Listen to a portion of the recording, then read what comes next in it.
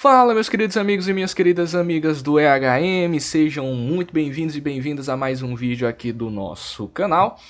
Continuando agora a nossa série de neuroanatomia, deixa eu me apresentar para vocês como de praxe, eu sou o Eric, um dos seus tutores aqui.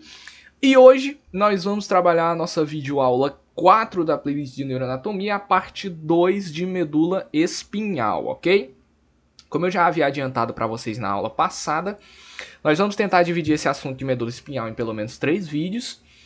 No primeiro a gente viu um pouco de introdução à medula, etc e tal. Nesse segundo vídeo nós vamos trabalhar a macroscopia da medula espinhal e no próximo vídeo, terceiro vídeo, nós vamos trabalhar a microscopia da medula espinhal, onde nós vamos estudar os tratos e toda essa parte mais microscópica que está relacionada à medula espinhal, perfeito? É sempre bom pedir a vocês que, se vocês gostarem desse vídeo, deixem um like, se inscrevam no canal e compartilhem esses nossos vídeos para que mais e mais pessoas possam ter acesso a esse nosso conhecimento que nós estamos tentando disseminar por aí, perfeito? Então vamos lá, sem mais delongas, para a gente não perder muito tempo. Sempre bom lembrar, pessoal, que todas as imagens contidas nesses slides ou foram tiradas de trabalhos científicos, ou do Google, ou então do livro Netter Atlas de Anatomia. Um adendo que eu preciso dizer, que eu não coloquei aqui, mas tem algumas imagens também do Atlas de Anatomia com fotografia reais do Yokosh, ok? Então eu não coloquei aqui, mas eu estou dizendo que algumas imagens que terão aqui mais à frente foram retiradas do Atlas de Anatomia de fotografia reais, o Yokosh, ok? Bom, se você não conhece, deixa eu apresentar para você. Aqui está a famigerada medula espinhal, ok? A medula espinhal aqui tá bem bonitinho, ó, dividida até em cores, ó, essa partezinha verde, essa partezinha azul, essa partezinha rosa, essa partezinha vermelha, bem bonitinha aqui, bem didática para mostrar para vocês. A medula, ela percorre um espaço dedicado só para ela que existe nas vértebras, ok? Um espaço dedicado só para ela que existe nas vértebras. E ela percorre a instância desses espaços até mais ou menos aqui o nível de L1, L2. Por que ela não percorre até o final, Eric? Ela não percorre até o final, pessoal, porque é a primeira coisa que vocês têm que aprender logo de cara. A medula, ela não tem o mesmo tamanho da nossa coluna cervical. Coluna cervical não, perdão, da nossa coluna vertebral. Certo? Ela não possui o mesmo tamanho da nossa coluna vertebral. Ela é menor do que a nossa coluna vertebral e a gente vai ver o porquê disso mais à frente. Então a primeira coisa que eu quero que vocês saibam, a medula, ela é menor do que a coluna vertebral. E ela vem mais ou menos até aqui o nível de L1, entre L1 e L2. Entre L1 e L2. A partir daqui, ela só manda as raízes espinhais, ó. Ela só manda as raízes espinhais para níveis mais baixos, para níveis de L5, por exemplo, L4, lá níveis sacrais, S3, S4 e o nível coxígeo, né? Com o nervo coxígeo, lá em CO1, né? No nível no nível do nervo coxígeo. Perfeito?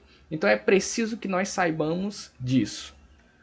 Como eu já adiantei para vocês, a medula ela percorre um espaço dedicado só para ela que existe nas vértebras. Aqui nós temos uma vértebra cervical, ok? Que nós vamos estudar mais a fundo quando nós estivermos lá na parte de anatomia em específico. E esse espaço que a medula percorre, especialmente feito só para ela, que existe nas vértebras, é esse espaço aqui, este forame, que nós vamos chamar de forame vertebral ou ainda canal vertebral, ok? O forame vertebral é por onde a medula vai estar aqui passando, ok? Por onde a medula vai estar passando. Sempre bom salientar que esta parte aqui, ó, da nossa vértebra é a parte anterior da vértebra e a do processo espinhoso é a parte posterior da vértebra. Tanto é que na sua região da sua coluna vertebral, na parte cervical, você consegue tocar na parte posterior na sua sétima vértebra. A sétima vértebra, que é a vértebra proeminente, a sétima vértebra cervical, a vértebra proeminente, ela tem um processo espinhoso bem maior do que as outras. É por isso que a gente pega aqui na região posterior do nosso pescoço, a gente consegue sentir o processo espinhoso da vértebra C7, é porque ela tem um processo espinhoso um pouco maior. Então essa parte do processo espinhoso ela fica posterior, enquanto a parte aqui do corpo ela está anterior, do corpo da vértebra.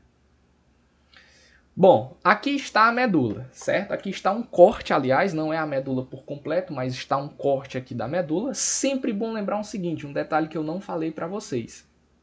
A medula, ela é bem pequena, certo? Ela é bem pequena. Numa vértebra, se você pegar uma vértebra realmente no seu laboratório de anatomia, você vai ver que uma vértebra ela já é de um tamanho bem pequeno. E a medula só passa por um espaço que tem nessas vértebras, que é esse espaço aqui, ó, que é bem menor do que a vértebra como um todo. Então a medula ela tem um tamanho bem pequeno, ok? E a gente vai ver mais à frente. Aqui o que eu quero mostrar para vocês, isso que eu acabei de dizer foi só um detalhe, só uma observação. Isso que a gente está vendo aqui é só um corte da medula, ok? Um pedaço da medula, onde eu mostro para vocês as meninges, ok? Porque a medula espinhal, assim como lá em cima, quando a gente estiver estudando o telencéfalo, o córtex, etc. e tal, ela também vai ser revertida por folhetos que nós vamos chamar de meninges, ok? Então você tem, a nível de medula espinhal, você também tem pia mater, você tem aracnoide e você tem dura mater, ok? Você tem pia mater, tem aracnoide e tem dura mater. O detalhe legal aqui é que a pia mater, ela só reveste aqui a região da substância cinzenta, ela não pega os nervos, ok? Ela não pega os nervos espinhais, mas a aracnoide e a dura mater também recobrem os nervos espinhais, ok? Essa parte de nervos espinhais, de um modo geral, os detalhes referentes a eles, a gente viu na aula passada, eu não vou focar tanto nisso, ok? Então nós temos aqui o seguinte, ó, nós temos a mais interna, em vermelho aqui, nós temos a pia mater, ok? Veja que a pia mater, ela chega a recobrir ainda uma partezinha aqui da raiz, né? Da raiz dorsal, da raiz ventral, mas ela não se continua lá recobrindo o nervo espinhal, ok? Você tem a pia mater recobrindo aí toda a região referente à substância branca, por exemplo, aqui, ó, substância branca. Você vai ter lá a aracnoide, que seria essa azul aqui, ó, assim azul, que está recobrindo aí toda essa instância. E você tem a dura mater, ok? A dura mater, que é essa que está recobrindo aí de um modo geral toda a brincadeira, inclusive os nervos espinhais, ok? Entre a dura mater e a aracnoide, nós vamos ter um espaço subdural. E entre a aracnoide e a pia mater, nós vamos ter um espaço subaracnoide, ok? Então nós temos um espaço subdural e um espaço subaracnoide. Saber com relação a esses espaços vai ser muito importante lá na frente, quando nós estivermos estudando especificamente a aula de meninges, porque as anestesias elas podem ser dadas nessas regiões, nesses espaços. Então existe uma anestesia muito conhecida, por exemplo, que é a anestesia subdural, que é uma anestesia que é feita, que é dada justamente neste espaço subdural aqui, que é um espaçozinho entre a dura mater e a aracnoide, ok? E existe ainda um espaço entre a aracnoide e a pia mater, que é o espaço subaracnoide, ok? E a gente vai ver mais com relação a isso lá na aula de meninges, mais para frente, ok? Aqui está a nossa medula espinhal, veja só. Nós temos aqui as vértebras que foram cortadas para a gente poder ver a medula espinhal, ok? A medula espinhal, que seria mais ou menos aqui ao nível da primeira emergência do primeiro nervo espinhal, ok? A partir daqui a gente já considera como medula. Acima disso seria bulbo, ponte e mesencéfalo, ok? A gente vê isso mais nas próximas aulas. Mas de um modo geral, nós temos aqui a nossa medula espinhal, ok? Nós temos aqui a nossa medula espinhal percorrendo aqui toda essa instância e ela vai emitindo os nervos espinhais de cada lado, ó. Ela emite nervo espinhal, ela emite um nervo espinhal para esse lado, que é o mesmo nervo espinhal que sai para o outro lado, ok? A gente sabe que a medula ela pode ser dividida em partes M. Eu posso ter uma M medula direita, M medula esquerda. A M medula direita emite um nervo espinhal. A M medula esquerda também emite um nervo espinhal, só que não são dois nervos espinhais diferentes, do contrário, são os mesmos, são irmãos gêmeos, por assim dizer. É por isso que lá na frente a gente vai falar em pares de nervos, ok? A gente vai falar em pares de nervos porque saem sempre dois. Um que vai para o lado direito, outro que vai para o lado esquerdo fazer a respectiva inervação. A medula, ela possui algumas algumas estruturas interessantes a se saber que podem ser vistas justamente nas peças formalizadas em laboratórios de anatomia, ok? Como por exemplo, essa intumescência cervical aqui, ó, que está justamente nessa região cervical aqui, ela pode ser vista, ela pode ser sentida nas peças anatômicas formalizadas. E essa intumescência lombar aqui também, ok? Além de que nós conseguimos visualizar também a tal da cauda equina que está aqui em toda essa instância aqui a partir do cone medular, que eu vou mostrar para vocês já já, tá bom? Com detalhes. Essa imagem aqui não ficou uma imagem tão boa, perdeu até um pouco da qualidade, mas mostra pra gente essas três estruturas importantes: a intumescência cervical, a intumescência lombar e a cauda equina, que a gente conversa mais sobre elas já já. Ok? Então vamos lá. Bom, aqui tá mostrando para vocês justamente uma imagem muito interessante que eu tirei lá do Yokoshi, que mostra pra gente a tal da intumescência cervical. Veja só, você tá olhando aqui para a medula, isso aqui que eu tô apontando é a medula, certo? Isso aqui que eu tô apontando é a medula. Perceba que aqui ó, a gente tem aquelas radículas que eu falei para vocês, ó, que estão saindo de níveis diferentes da medula para formar um nervo espinhal, ok? E nesta região aqui onde a gente consegue ver a medula um pouco mais grossa do que o normal, perceba que isso aqui seriam as meninges, ok? Então nessa região aqui onde eu consigo, seria uma meninge específica aqui no caso, né? Então nessa região aqui que eu estou apontando com a seta, essa região aqui é a região da intumescência cervical. Perceba que aqui a medula ela vai estar um pouco mais grossa, um pouco maior do que seria o normal para ela ser. E essa intumescência lombar ela vai desde C4 até T1, ou seja, desde a vértebra cervical C4 até a vértebra cervical T1. Ou melhor, desde o nervo espinhal C4 até o nervo espinhal C1, como preferir. E ela vai estar se referindo ao conhecidíssimo plexo braquial, de onde sairão diversos nervos muito importantes que nós precisaremos estudar nas próximas aulas de neuroanatomia, ok? Então, de C4 até T1, nós temos o plexo braquial. E o plexo braquial, se nós fôssemos olhar na medula, ele corresponderia justamente a essa intumescência cervical. Então pode ser, por exemplo, uma pergunta que um monitor teu de anatomia pode te fazer na prova prática de anatomia sobre medula espinhal. Ele pode marcar a intumescência cervical e perguntar ao que essa intumescência cervical se refere. E você, sabiamente, vai responder que ela se refere ao plexo braquial, ok? Aqui é a outra imagem que eu também tirei do Yokoshi, que mostra pra gente a outra intumescência, a intumescência lombar, ok? A medula vem descendo ali bonitinho e tal, quando chega nessa região aqui, ó, antes do cone medular, que estaria aqui, ó, antes do cone medular, nós temos essa parte aqui, que ela é uma parte bem mais, ela é uma parte bem mais grossa do que o tamanho normal, do que o diâmetro normal, por assim dizer, da medula espinhal.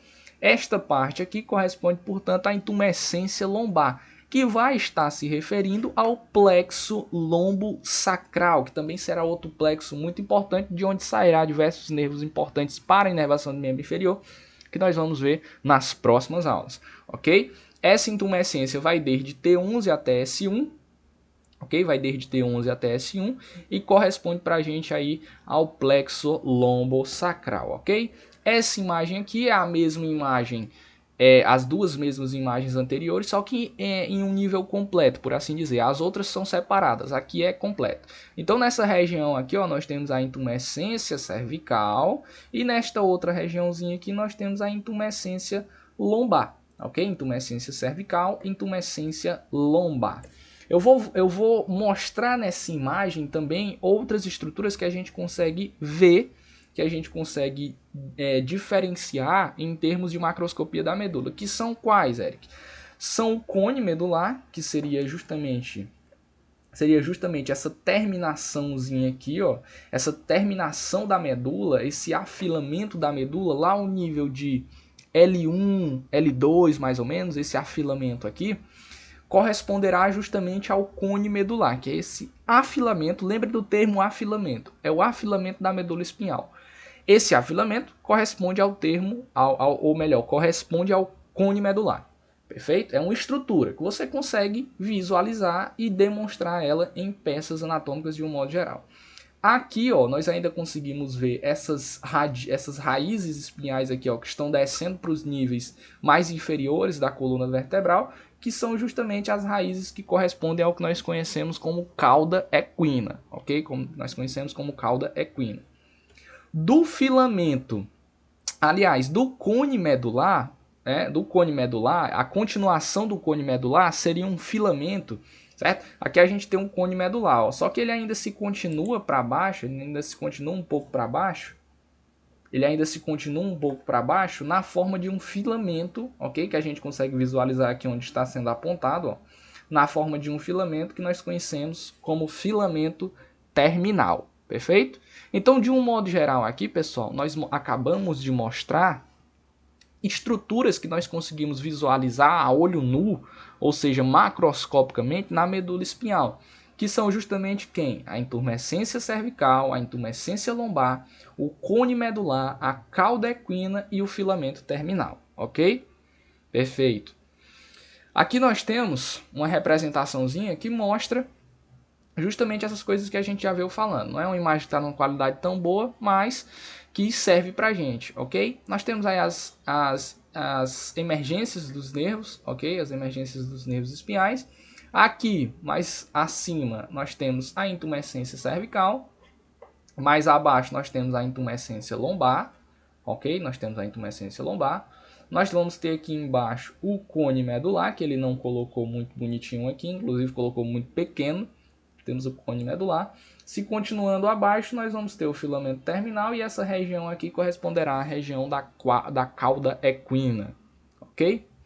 Aqui é uma imagem de ressonância magnética onde eu mostro para vocês justamente a medula. Ó. Isso aqui é a medula, ok? E em imagens de ressonância magnética é muito bonito ver a medula, porque é muito característica, ok? Essa aqui é a medula espinhal. A gente consegue ver ainda algumas vértebras, ó, a parte anterior, isso aqui seria o ligamento longitudinal anterior, ok? E a gente consegue ver justamente bem bonitinho aí a medula percorrendo o canal vertebral entre as vértebras espinhais, ok? Aqui em outra imagem de ressonância magnética a gente consegue diferenciar aquilo que eu mostrei para vocês como sendo o cone medular e como sendo a tal da cauda equina, ok? A gente consegue visualizar o cone medular e a tal da cauda equina. Eu ainda poderia dizer, talvez, que isso aqui seria o filamento terminal, mas eu não tenho tanta certeza, porque o filamento terminal ele se confunde com as raízes que descem para os níveis mais inferiores da coluna vertebral. Ele se confunde com esses filamentos que descem e aí a gente não pode apontar de certeza que isso aqui é o filamento terminal. Talvez seja, talvez não seja, ok? Mas de certeza nós temos que essa região que está se afilando aqui é o cone medular e esse conjunto de filamentos que estão descendo aqui para as regiões mais inferiores da coluna vertebral vai ser justamente aí a cauda equina, ok? Perfeito. Bom, nós precisamos entender que a medula ela é uma estrutura que ela precisa ter limites, até porque o sistema nervoso central ele é muito bem dividido em estruturas. Nós temos bulbo, temos ponte, temos mesencéfalo, temos diencéfalo, temos telencéfalo, temos medula espinhal. Então a gente tem que saber dividir de onde até onde vai ser medula, ok? Então, de um modo geral, inferiormente, a referência para a medula vai ser a vértebra L2. Porque lembra, a medula ela não tem o mesmo tamanho da coluna vertebral. Então, a nível de S1, não tem mais medula espinhal. Tem só aqueles filamentos que descem para formar os nervos espinhais ao nível dessas vértebras, ok? Mas não tem mais medula. A medula ela termina mais ou menos ali ao nível de L2, entre L1 e L2, ok? Então esse é o nível inferior, é o limite inferior, aliás, da medula espinhal, ok? E superiormente, ou seja, o limite superior da medula seria ao nível do forame magno, ao nível do forame magno. Então, abaixo do forame magno, a gente consideraria medula espinhal. Acima do forame magno, bulbo, ok? De um modo geral, a literatura traz como é que eu posso dizer, um conceito melhor do limite superior da medula, que seria justamente a partir da emergência do primeiro nervo espinhal.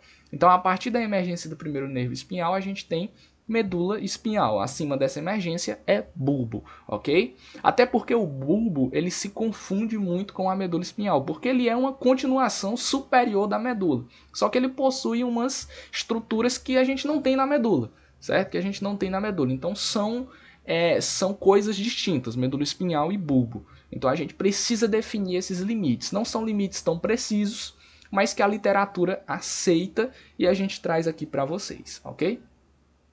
E a gente tem aquelas estruturas importantes que foram ditas a vocês. O cone medular, que a gente consegue visualizar a olho nu, que é a porção final e afilada da medula. Temos o filamento terminal, que é um filamento delgado meníngeo. Temos a cauda equina, que são meninges e raízes nervosas dos nervos espinhais. Ok? Bom, vamos adentrar agora a uma parte importante da nossa aula, que é estudar os sulcos da medula. A medula ela possui sulcos, certo? Não é suco, é sulcos. A medula ela possui sulcos, que são, como é que eu posso dizer? São septos, por assim dizer, que adentram a medula, ok? Que adentram ali a parte da substância branca principalmente e que vão definir regiões bem específicas na medula espinhal, ok? Então a gente tem o sulco mediano posterior, temos a fissura mediana anterior, temos o sulco lateral posterior, o sulco lateral anterior e o sulco intermédio posterior. Veja só essa ilustraçãozinha aqui, que ela mostra pra gente bem legal toda essa brincadeira aí, ó. A gente tem aqui, nesta região aqui, nesta região onde está apontado aqui, nós temos o sulco lateral posterior, ok? Sulco lateral posterior. Deste outro lado aqui também seria sulco lateral posterior, ok? Então não é só aqui, é do outro lado também.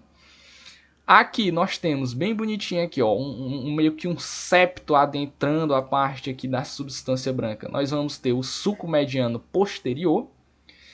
Contralateralmente a ele, nós vamos ter a fissura mediana anterior. Qual é a diferença de fissura para sulco, Eric? É só o tamanho. A fissura ela é bem maior do que o sulco, ok?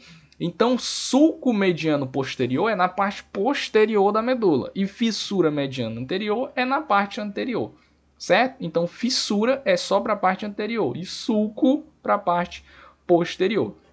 Aqui nós ainda vamos ter o sulco lateral anterior, ok? Que não foi pronunciado aqui com uma linhazinha, assim como nós temos aqui no intermédio posterior, que eu vou já mostrar para vocês com mais detalhes, com o nomezinho aparecendo, porque aqui foi tirado. Mas aqui onde nós temos essa curvinha aqui, ó, nós temos um sulco também, de ambos os lados, ó. De ambos os lados, que vai ser o sulco lateral anterior, ok? Nessa imagem aqui, ele pronuncia para a gente aqui o sulco intermédio posterior, que é este sulco aqui que meio que divide o sulco lateral posterior e o sulco mediano posterior, ok? Então é o sulco intermédio, ele está entre esses dois outros sulcos, então ele é um sulco intermédio, é o sulco intermédio posterior.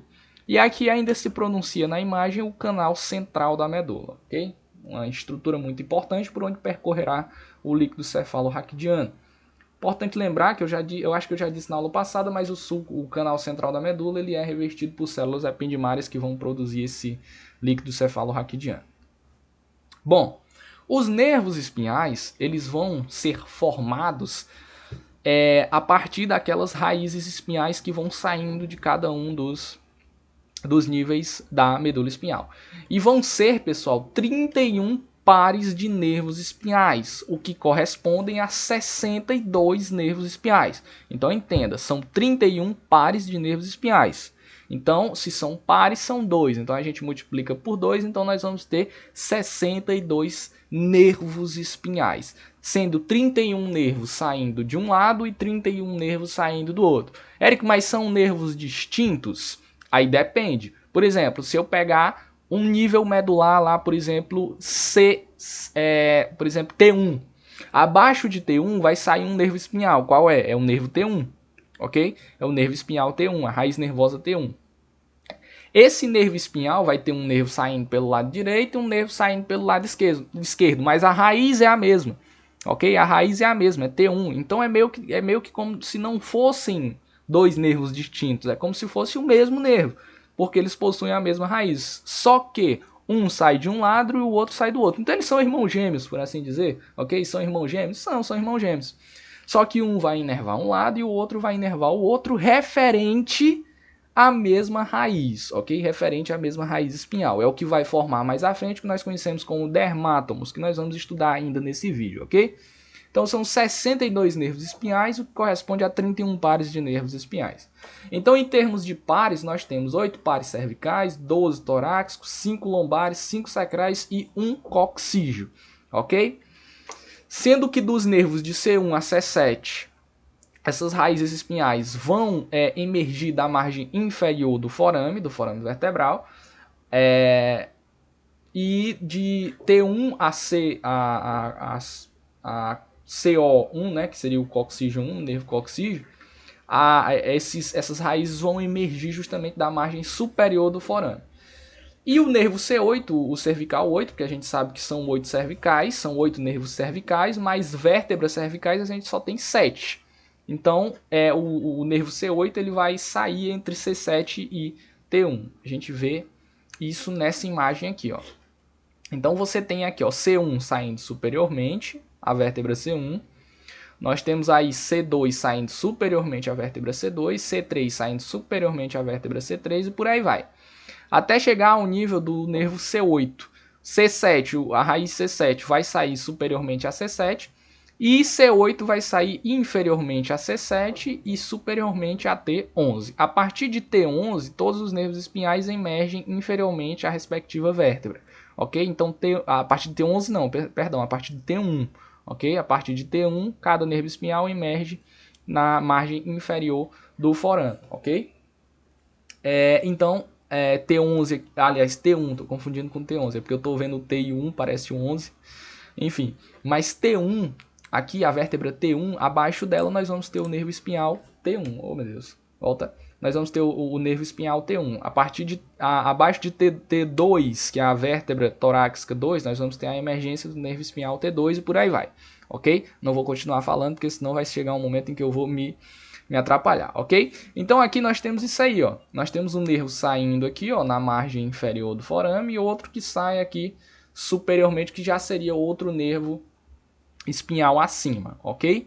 De um modo geral, nós temos o que? Nós temos esses espaços aqui, esses espaços que são os forames intervertebrais, aliás, que são forames formados pela junção entre as vértebras. Ó, eu tenho uma vértebra aqui, outra vértebra aqui, eu juntei as vértebras, aí eu crio um espaço. Esse espaço é um forame intervertebral, ok? Por onde sairá o nervo espinhal, ok? Por onde sairá o nervo espinhal, ok? Perfeito, vamos adiante. Os nervos espinhais com relação aliás, aqui seria medula, porque eu esqueci de tirar, mas no caso aqui seria medula. Na vida intrauterina, até o 4º mês, mais ou menos, a coluna e a medula elas crescem juntas, ok? Elas crescem juntas. Então nós temos isso aqui, ó. Nós temos aqui ao lado a coluna vertebral e aqui nós temos a medula espinhal. Perceba que aqui a coluna vertebral e a medula espinhal elas estão do mesmo tamanho. Só que chega um momento em que a coluna ela começa a crescer mais do que a medula. E lá para as tantas a gente vê que a coluna ela já está bem distante da medula, ok? Ela já está bem distante da medula. Ela já está bem distante da medula. E em um indivíduo adulto, o normal é que seja isso aqui, ó, a coluna bem maior do que a medula. Então a medula ela termina ali entre L1 e L2. A medula espinhal ela termina ali entre L1 e L2. Por que isso ocorre? Porque a medula ela cresce em um tempo distinto da coluna vertebral no desenvolver do indivíduo, no desenvolvimento embrionário do indivíduo, ok? A coluna ela cresce mais rápido do que a medula espinhal. Então o tempo de crescimento da medula espinhal é menor do que o da coluna vertebral, o que causa essa diferença aqui, ó. Elas começam do mesmo tamanho, mas lá para as tantas, no indivíduo já adulto e também no indivíduo quando nasce, a coluna vertebral ela é bem maior do que a medula espinhal, ok? Pois bem. Uma aplicação muito interessante com relação à medula espinhal diz respeito, pessoal, à espinha bífida. O que é a espinha bífida? A espinha bífida é um problema que se dá no desenvolvimento embrionário da medula. Então, se a medula tem algum problema no seu desenrolar, no seu desenvolver, a gente vai ter esse problema, a gente vai ter o desenvolvimento desse problema que se trata justamente da espinha bífida. A espinha bífida ela pode ser classificada em 3 tipos: espinha bífida oculta, meningocele ou mielomeningocele, ok? Vamos entender. Aqui está uma imagem perfeita que mostra para a gente cada uma delas.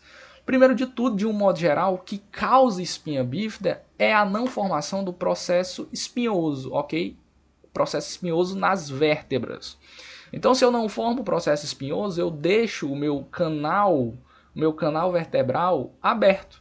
Então, o canal vertebral está aberto. Então, o que percorre o canal vertebral, que é justamente as meninges e a medula espinhal, podem extravasar para cá. Podem formar uma espécie de hérnia, tá? Podem formar uma espécie de hérnia.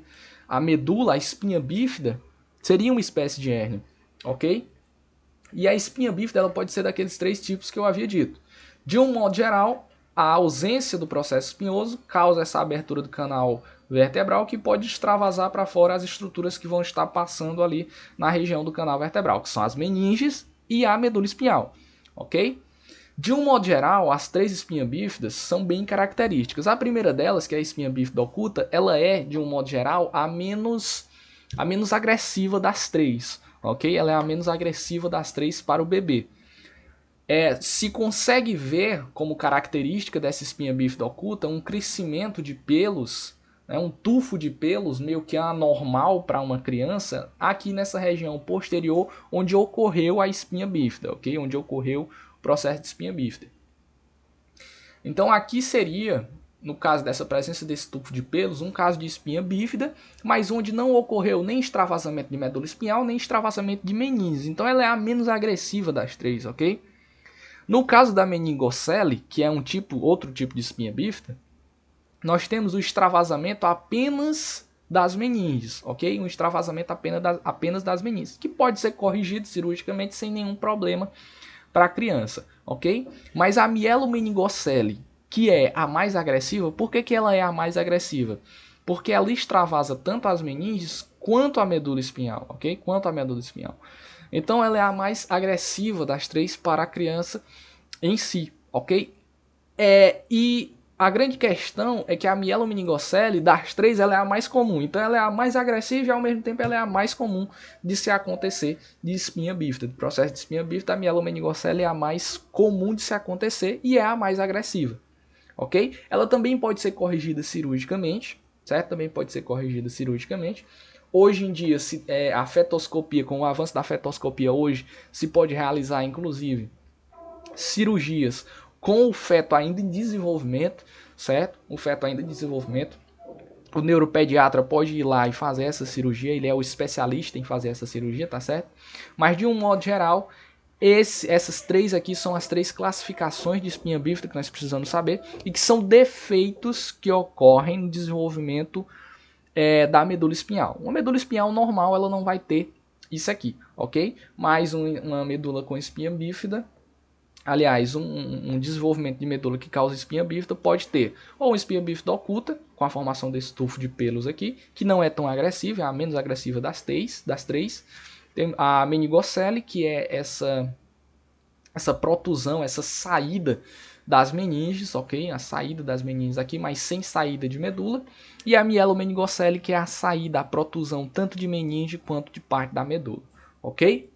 Bom, o aferimento de alfa-fetoproteína ele é usado como diagnóstico para espinha bífida, ok? O aferimento de alfa-fetoproteína que pode ser feito por intermédio, por exemplo, de uma amniocentese, ali mais ou menos entre a 15ª, 16ª ou 15ª e 20ª semana de desenvolvimento. Há uma divergência na literatura com relação a esse tempo, a esse intervalo que pode ser feita a amniocentese para que você tenha um diagnóstico preciso de alfa-fetoproteína e dizer se o bebê está se desenvolvendo bem ou se ele vai ter uma espinha bífida, ok?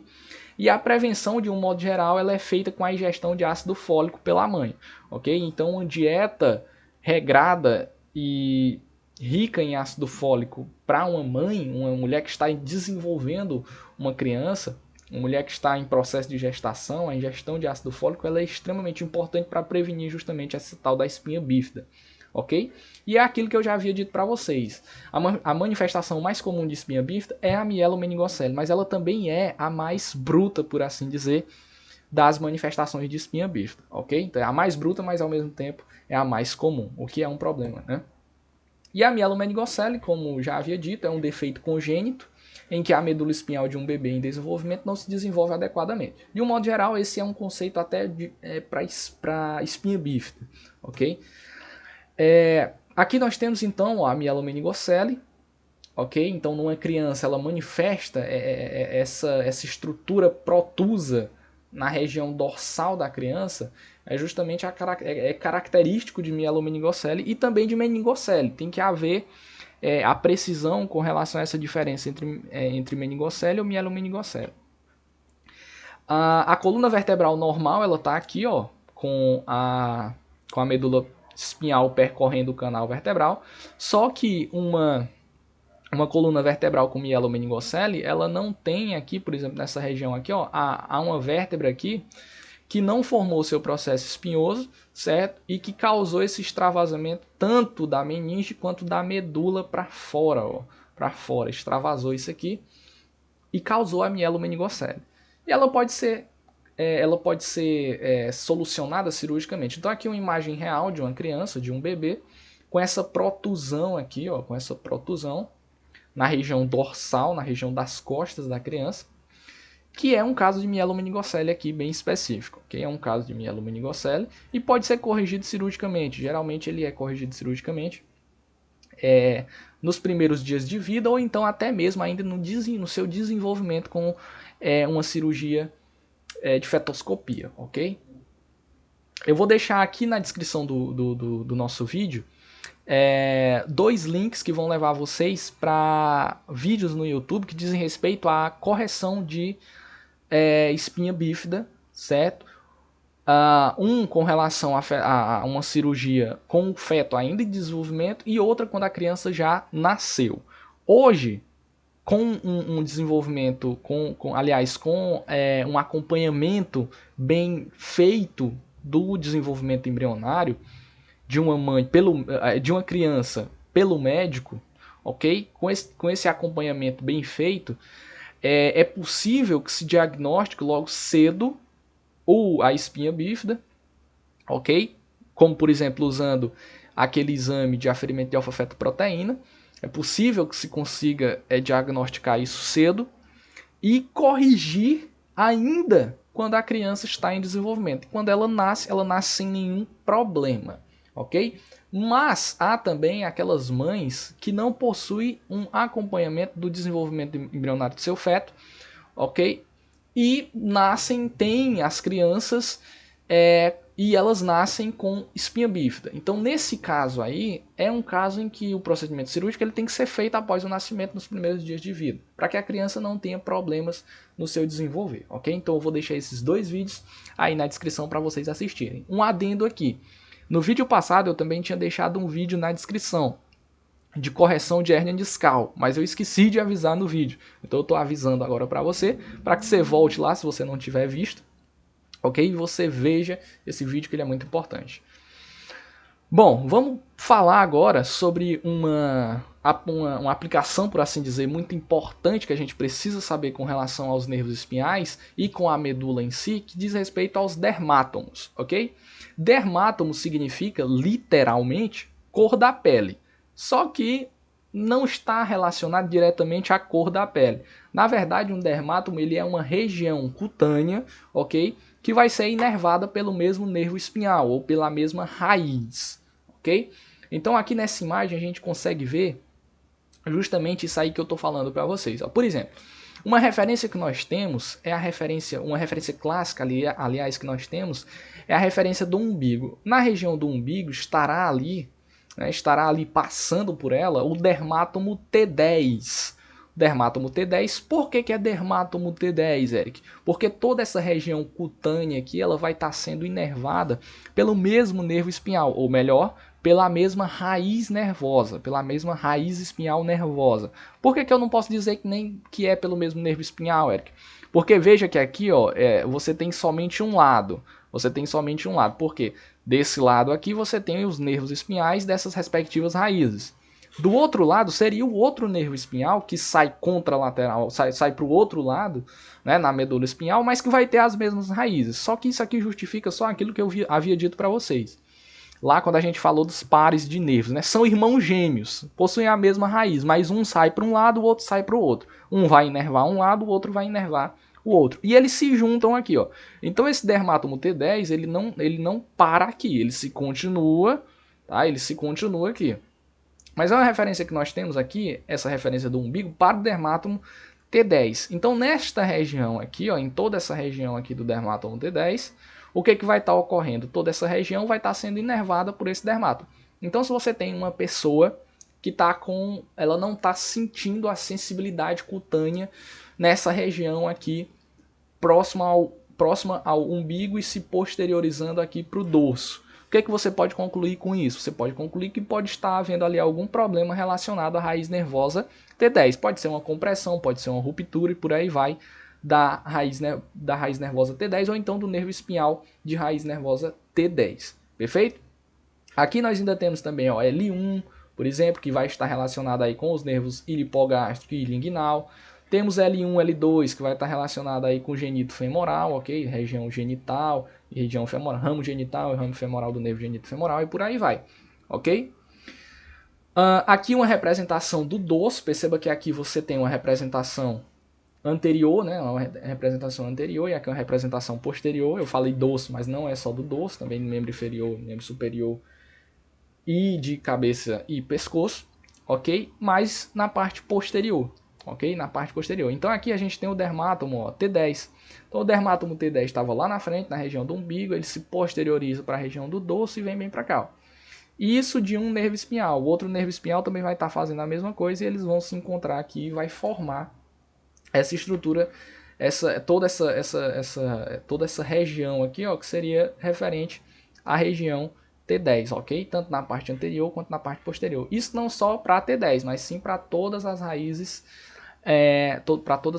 nervosas espinhais, ok? Com os respectivos nervos espinhais, perfeito? Então é importante a gente entender com relação aos dermátomos. Os dermátomos, eles são perfeitamente estudados quando o indivíduo não está em posição anatômica, mas sim nessa posição de 4, certo? Onde você consegue aferir muito bem aí quem são e os locais dos respectivos dermátomos, ok? Porque fica numa divisãozinha bem certa. Tanto cervical, quanto torácico, quanto lombar, quanto sacral. E trigeminal também nessa região da face, ok? Então, isso são os dermátomos e a gente precisa entender com relação a eles. Uma aplicação muito importante com relação aos dermátomos diz respeito ao herpes zoster, certo? O herpes zoster, o que é o herpes zoster? O herpes zoster ele é um vírus que resulta da reativação do vírus da varicela zoster, o vírus que causa a catapora. O que faz esse vírus ser reativado, a gente não sabe, mas às vezes essa reativação ela ocorre quando uma doença ou um medicamento ele enfraquece o sistema imunológico, ok? E o herpes zoster ele vai causar erupções cutâneas bem dolorosas e erupções protusas, certo? Que vão ser muito semelhantes a isso aqui. E o legal do herpes zoster é que ele tem fixação, por assim dizer, por um dado dermátomo. Então, quando o indivíduo ele possui herpes zoster, o que vai ocorrer é que um dado dermátomo dele vai ser afetado pelo vírus e vai formar aí essas erupções cutâneas protusas aqui que são bem dolorosas, ok? Então isso aqui é o tal do herpes zoster e ele tem uma fixação, por assim dizer, por um dado dermátomo. Então ele só vai prejudicar, por assim dizer, um dermátomo em específico. Ele só prejudica um dermátomo específico porque ele tem uma fixação, né, por esse dado dermátomo, ok? Não que, por exemplo, todo herpes zoster vá prejudicar, por exemplo, o dermátomo T5, por exemplo. Não. Ele pode ser manifestado o herpes zoster, as erupções cutâneas e por aí vai, podem ser manifestadas em qualquer um dos dermátomos, ok? Em qualquer um dos dermátomos, e o vírus ele pode se alocar lá em qualquer um dos dermátomos. Só que quando ele se aloca em um, ele só fica naquele. Então, por exemplo, se o vírus herpes zoster vai e se aloca no dermátomo T5, ele vai manifestar essa reação alérgica aqui, por assim dizer, né, com essas erupções cutâneas, etc e tal, só nesse dermátomo, só no dermátomo em que ele em que ele se fixou lá, ok?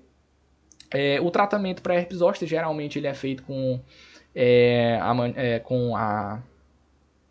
com o indivíduo tomando antivirais, ok? Então esse tratamento ele pode ser feito com antivirais e também com medicamentos que aliviem a dor que o paciente vai estar sentindo, porque essas erupções elas são realmente bem dolorosas quando o indivíduo as tem, ok? Então elas são bem dolorosas, então o indivíduo tem que estar tomando analgésicos constantemente para não sentir tanta dor por conta dessas erupções cutâneas. E os antivirais, ok, também são ministrados para que o indivíduo diminua essa reação que está acontecendo aqui na pele dele, ok?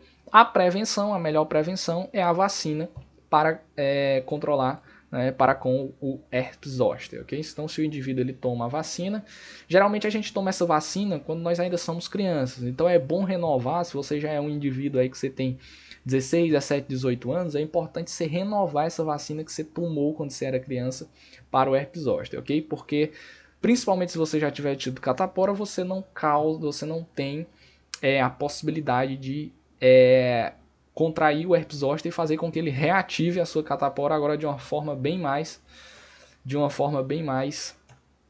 cruel, por assim dizer, certo? Bom, e para fechar, a gente vai diferenciar o dermátomo do miótomo, porque existem essas duas denominações, por assim dizer, dermátomo e miótomo. Os miótomos, aliás, serão regiões musculares inervadas pelo mesmo nervo espinhal. Então a definição ela é bem parecida, só que o dermátomo é na pele e o miótomo é onde? É no músculo, ok? Então são regiões musculares inervadas pela mesma raiz espinhal. Então aqui, ó, você tem aqui a região do quadríceps femoral que vai ser inervada por uma dada raiz nervosa. Então esses músculos aqui do quadríceps, o reto femoral, o vasto medial, o vasto lateral, o vasto intermédio, eles vão ser inervados por uma dada raiz nervosa, certo? Por uma dada raiz espinhal, e isso vai formar aqui uma região que vai ser inervada pela mesma raiz. Então é um miótomo, ok? Assim como aqui na região dos adutores, adutor magno, adutor longo, por aí vai, nós vamos ter aqui eles sendo inervados pela mesma raiz. Então também vai formar um miótomo, ok?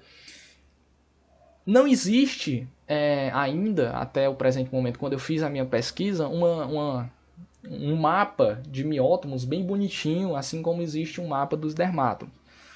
Na verdade, existem umas tabelas que eu encontrei em que eles mostram aí a raiz nervosa, o miótomo, e os movimentos. E a partir desses movimentos a gente consegue dizer quais são os músculos que estão sendo as regiões, o miótomo específico, né, os músculos que estão relacionados com esses miótomos. Por exemplo, aqui em L5, a raiz nervosa L5, ela vai estar relacionada com a extensão do hálux.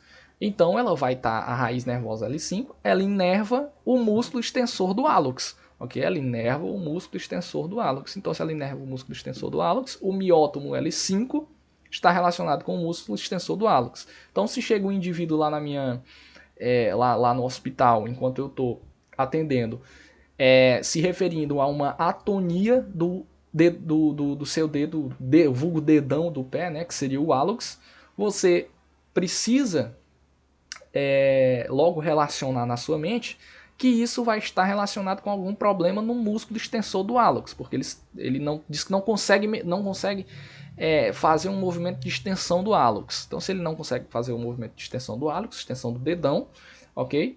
Vai estar relacionado, é um problema relacionado ao músculo extensor do hálux. Se é um problema relacionado ao músculo extensor do hálux, eu vou, né, ao movimento de extensão do hálux, eu vou me referir justamente ao nervo a raiz nervosa ou ao nervo espinhal que possibilita esse movimento, que seria justamente o nervo espinhal L5, a raiz nervosa L5. Então eu estou com algum problema nesse indivíduo no miótomo L5, que é justamente o músculo extensor do hálux que causa o movimento de extensão do hálux.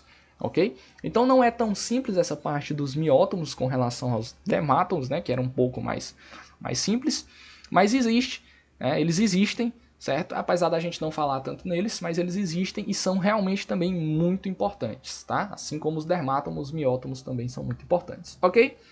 Então, meus queridos, minhas queridas, era isso que eu tinha para falar para vocês sobre essa parte 2 de medula espinhal, essa parte mais macroscópica da medula espinhal, ok?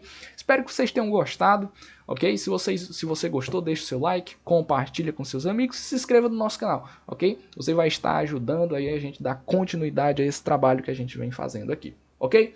Então é isso, meus queridos e minhas queridas, até um próximo encontro, tchau, tchau!